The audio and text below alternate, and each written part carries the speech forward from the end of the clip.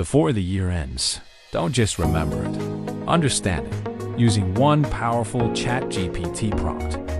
We rush into the new year without reflecting properly what worked, what drained us, and what actually mattered. In the next 90 seconds, I'll show you one prompt that turns your entire year into clarity, insight, and direction. Open ChatGPT and get ready to paste a single prompt. No journaling, no templates, no overthinking. Type this: act as a reflective coach.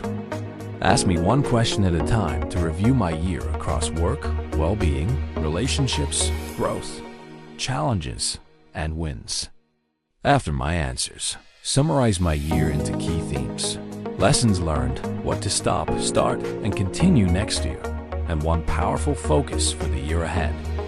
ChatGPT interviews you like a coach, slowly, thoughtfully helping you notice patterns you missed while living the year.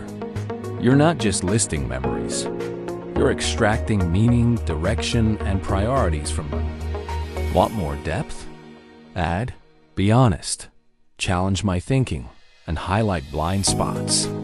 Before you plan next year, understand this one, because reflection is how progress actually starts.